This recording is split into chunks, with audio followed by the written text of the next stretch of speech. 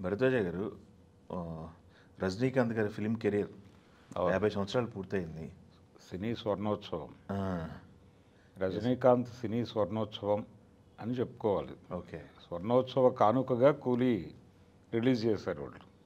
అంటే 75 ఆగస్టు 15వ తారీఖు రిలీజ్ అయింది అది. అపూర్వ రాగంగళ్. ఓ అపూర్వ రాగంగళ్ అప్పుడు ఇండిపెండెన్స్ డే కోసం చేసినటువంటి సినిమా అది.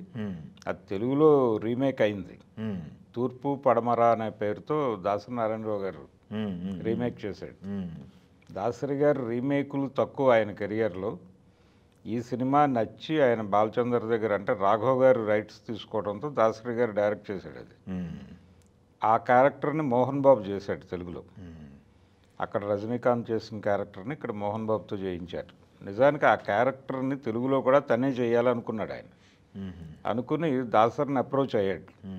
అప్రోచ్ అయితే, లేదు నేను మోహన్ బాబుకి ఆల్రెడీ మాట ఇచ్చేసాను, నేను ఇప్పుడు అది వెనక్కి తీసుకోలేనని చెప్పేసి ఆయన రజనీకాంత్ని డ్రాప్ చేశాడు. ఆ తర్వాత అంతులేని కథతో తెలుగులో ఎంట్రీ ఇచ్చాడు రజనీకాంత్. అయితే రజనీకాంత్కి పూర్తి స్థాయి పాత్ర ఇచ్చింది తెలుగు సినిమానే. ఆయన అంతులేని కథ సినిమాతో మొదలైంది నిజానికి కెరియర్. అంతులేని కథలో ఆ పాట చాలా పాపులారిటీ తీసుకొచ్చింది. దేవుడే ఇచ్చాడు వీధి ఒకటి అని. జయప్రద అన్న పాత్రలో కనిపిస్తాడు ఆయన. అలాగే ఆ మేనరిజమ్స్, సిగరెట్ ఎగరేసి పట్టుకోవటం, ఇవన్నీ ఆ సినిమాలో ఆడియన్స్ మీద ఆయన ప్రదర్శించాడు. అపూర్వ రాగంగల్లో అవకాశం లేదు, ఎందుకంటే అది కొంచెం విషాదాంతంగా నడిచేటువంటి క్యారెక్టర్. అందుకని అక్కడ జస్ట్ రజనీకాంత్ మొదటి సినిమాగా అపూర్వ రాగంగళ్ళు అంటారు, కానీ ఆయన పూర్తి స్థాయి క్యారెక్టర్ చేసింది తెలుగు సినిమానే. ఓకే. అంతులేని కథ తర్వాత చిలకమ్మ చెప్పింది అనే సినిమా, ఈరంకి శర్మ గారు, అదే బాలచందర్ గారి శిష్యుడు ఆయన డైరెక్షన్లో. అంటే అది ఆల్రెడీ తమిళ్లో బాలచంద్ర గారు తీసిన సినిమానే తెలుగులో రీమేక్ చేశారు. ఇక్కడ విశేషం ఏంటంటే తమిళ్లో కమల్ హాసన్ చేసిన క్యారెక్టర్ని తెలుగులో రజనీకాంత్ చేశాడు. అది ఓకే, అదొక విచిత్రం. ఆ తర్వాత వీళ్ళిద్దరూ కలిసి అనేక సినిమాల్లో నటించారు, కమల్ హాసన్, రజనీకాంత్. అవును. ఇదో చరిత్ర అనే పేరుతో తెలుగులో 70 వచ్చింది ఒక సినిమా. మరో చరిత్ర తర్వాత బాలచందర్ గారిదే. అది యాక్చువల్గా తప్పు తాళంగళ్ళని తమిళ్లో సినిమా, అది నేషనల్ అవార్డు తీసుకున్న సినిమా. అందులో ఒక బజార్ రౌడీ క్యారెక్టర్లో రజనీకాంత్ చాలా మాస్ లుక్లో కనిపిస్తాడు. అక్కడి నుంచి ఆయనకి ముత్తురామన్ అనేటువంటి ఒక డైరెక్టర్తో లింక్ దొరికింది. అక్కడి నుంచి మాస్ యాక్షన్ సినిమాల వైపు టర్న్ అయ్యాడు ఆయన. అక్కడి నుంచి సూపర్ స్టార్డమ్. అంటే నిజానికి అప్పటికి ఎంజీఆర్ వెళ్ళిపోవటం రాజకీయాల్లోకి, ఆ ఏరియాలో ఒక వ్యాక్యూమ్ ఉంది. ఓకే. ఆ వ్యాక్యూమ్లోకి, అంటే అప్పటికి తమిళ ఇండస్ట్రీకి వాళ్ళిద్దరూ రెండు కళ్ళు, ఎంజీఆర్, శివాజీ గణేషన్ అప్పటికి నటిస్తున్నాడు ఇంకా. ఆయన వెళ్ళిపోయాడు, పూర్తి రాజకీయాల్లోకి వెళ్ళిపోయాడు ఆయన 75కి. ఎంజీఆర్ గారు వెళ్ళిపోవడంతో ఆ ఏరియాలో వ్యాక్యూమ్ ఉంది. ఆయన ప్రొడ్యూసర్లు ఒక నటుడు కోసం వెయిట్ చేస్తున్నటువంటి సందర్భం, దాన్ని ఇతను వినియోగించుకున్నాడు. ఓకే.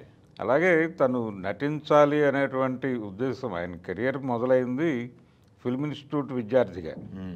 అంటే అక్కడ ఈ ఫెడరేషన్ నుంచి పెట్టినటువంటి ఇన్స్టిట్యూట్లో ఫస్ట్ బ్యాచ్లో వచ్చినవాడు రజనీకాంత్. అదే ఇన్స్టిట్యూట్ నుంచి వచ్చినవాడు చిరంజీవి, ఆ తర్వాత బ్యాచ్లో వచ్చారు. నారాయణరావు కూడా వీళ్ళ బ్యాచే. ఓకే. రజనీకాంత్ గారి బ్యాచే. వీళ్ళందరూ ఫస్ట్ బ్యాచ్గా బయటకు వచ్చారు. 3-4 బ్యాచ్లు మాత్రమే నడిచింది. ఆ తర్వాత ఎంజీఆర్ గారు దాన్ని అడయార్ ఇన్స్టిట్యూట్కి షిఫ్ట్ చేశాడు. ఓకే. ఓకే. అక్కడ మొదలైనటువంటి, అక్కడే ఆయన్ని స్పాట్ చేశాడు బాలచందర్ గారు, ఇన్స్టిట్యూట్లోనే. ఓకే. స్పాట్ చేసి ఈ అపూర్వ రాగంగల్లో తీసుకున్నాడు. తీసుకున్నాక అక్కడి నుంచి బాలచందర్ గారితో అటాచ్ అయిపోయాడు.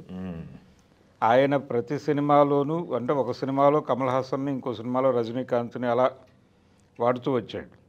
అదే టైంలో సివి శ్రీధర్ గారు వయసు పిలిచింది అని ఒక సినిమా, ఆ సినిమాలో మళ్ళీ కమల్ హాసన్, రజనీకాంత్ ఇద్దరు పోటాపోటీ పాత్రలు. అదే టైంలో భారతీరాజా గారి మొదటి సినిమా, అది తెలుగులో 16 ఏళ్ల వయసుగా వచ్చింది. ఇక్కడ చంద్రమోహన్ మోహన్ బాబు చేశారు, అక్కడ కమల్ హాసన్ రజనీకాంత్ చేశారు. ఎస్. అందులో నెగిటివ్ క్యారెక్టర్కి బాగా పేరు వచ్చింది రజనీకాంత్కి. అక్కడి నుంచి విలన్ క్యారెక్టర్లు వెళ్ళాడు.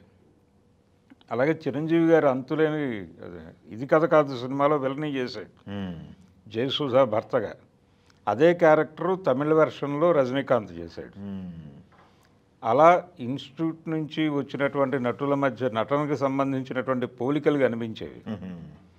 ఆ టైంలో పర్టికులర్గా చిరంజీవి రజనీకాంతుల మధ్య పోలికలు కనిపించేవి. ఈ పోలికలు ఎక్కడ దాకా నడిచిందంటే వాళ్ళతో సుజాత ఎంటర్ప్రైజెస్ అనే బ్యానర్లో కాళీ అని సినిమా చేశారు. అందులో వాళ్ళిద్దరూ దాదాపు ఒకే పద్ధతిలో కనిపిస్తారు. ఒక రెండు సినిమాలు కలిసి చేశారు వాళ్ళిద్దరు, అదేలేండి. చిరంజీవి రజనీకాంత్. తర్వాత ఈ మాస్ సినిమాలు పడ్డ తర్వాత బాగా స్టార్ట్ విపరీతమైన ఎలివేషన్ వచ్చేసింది. ముత్తు ఒకటి, నరసింహాలు, ఇవన్నీ తర్వాత లేటర్ ఆన్. అయితే రజనీకాంత్ కెరియర్లో తమిళ్లో చాలా పెద్ద స్థాయికి వెళ్ళిపోయాడు ఆయన. కెరియర్ ప్రారంభంలో అంటే వరుసగా తెలుగు సినిమాలు చేసినప్పుడు, ఈ చిలకమ్మ చెప్పింది, వయసు పిలిచింది, ఈ సినిమాలు చేస్తున్న టైంలో మోహన్ బాబుని అడ్వైజర్ అయ్యాడట ఆయన. ఆయనే చెప్పుకున్న విషయం అది.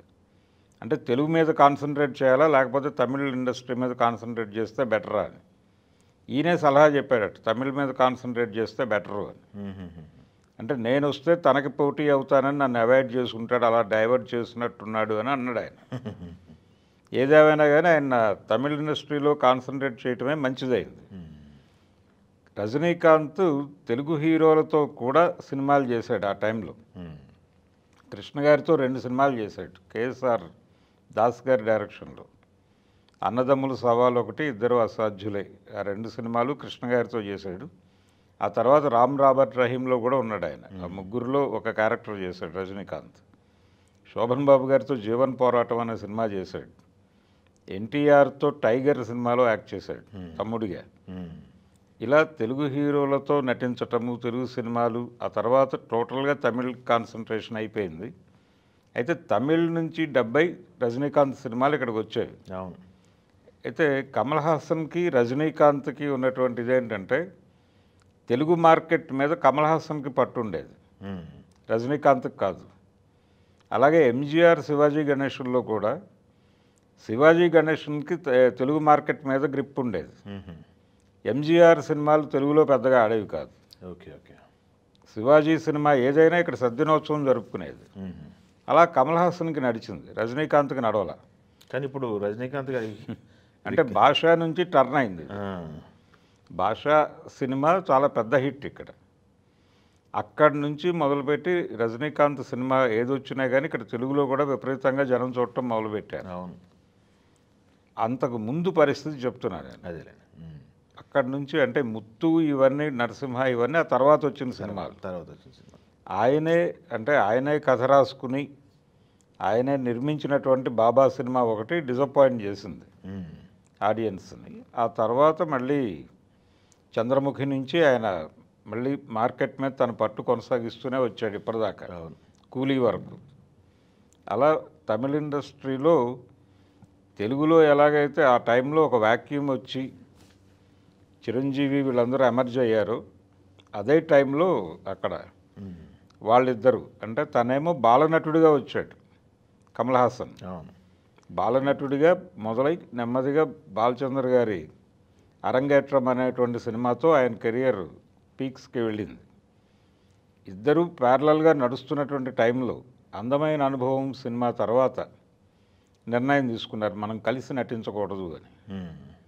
ఎవరి పద్ధతుల్లో వాళ్ళు వెళ్ళిపోదాం. ఇంకా తర్వాత కలిసి నటించలేదు.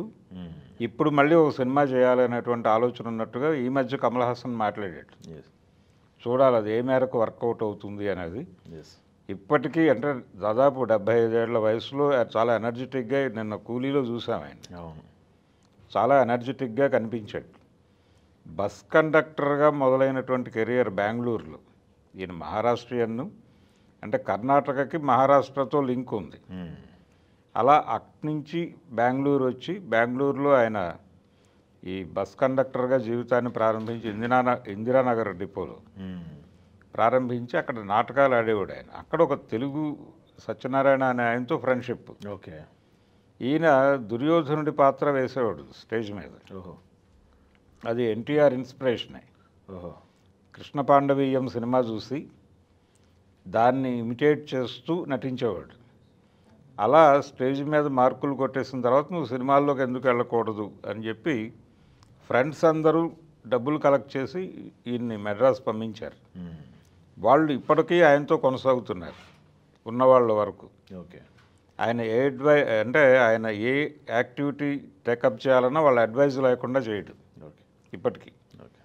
అలా బెంగళూరులో కండక్టర్గా మొదలైనటువంటి రజనీకాంత్ సూపర్ స్టార్ అయి ఆ తర్వాత హిందీలోకి వెళ్ళాడు ఆయన. హిందీలో అంటే మనకు అంధా కానూన్ సినిమాతో మొదలైంది అక్కడ రజనీకాంత్. ఇది ఒక 5-6 సినిమాలు చేశాడు. చేసిన తర్వాత ఆయన అది కూడా వదిలిపెట్టేసి టోటల్గా తమిళ సినిమాకే పరిమితం అయిపోయాడు. తెలుగులో పెదరాయుడు. అవును. పెదరాయుడు తమిళ వెర్షన్లో ఆయన చేయలేదు. రవికుమార్ డైరెక్టర్ అక్కడ, ఇక్కడేమో రవిరాజ పినిశెట్టి. ఆ సినిమాలో అక్కడ విజయకాంత్ చేసినటువంటి క్యారెక్టర్ని ఇక్కడ రజనీకాంత్తో చేయించుకున్నారు వీళ్ళు. ఆ క్యారెక్టర్కి పాపారాయుడు అని పేరు పెట్టారు కావాలని. అది వాంటెడ్గా చేసినటువంటి క్యారెక్టర్ చాలా పెద్ద పేరు తీసుకొచ్చింది. అవును. అలా ఒక ప్రత్యేకమైనటువంటి స్టైలు, ఆయన ఈ సిగరెట్లు ఇవన్నీ హడావిడి, అలాగే ఆయన నడక, ప్రతిదీ రజనీకాంత్ అనగానే స్టైల్ కింగ్ అనేటువంటి ఒక టైటిల్ వచ్చేసింది ఆయన. ఎస్. శత్రుఘ్న సిన్హా చేసేవాడు. యాక్చువల్గా ఈయనకి ఇన్స్పిరేషన్ శత్రుఘ్న సిన్హా. ఓహో. అక్కడి నుంచి ఇన్స్పిరేషన్ తీసుకొని ఈయన హిందీలోకి వెళ్ళి ఆయన భయపెట్టి వచ్చాడు. ఓకే. Thank you. అలా 50 ఏళ్ల కెరియర్, 50 ఏళ్ల సక్సెస్ఫుల్ కెరియర్ రజనీకాంత్ది.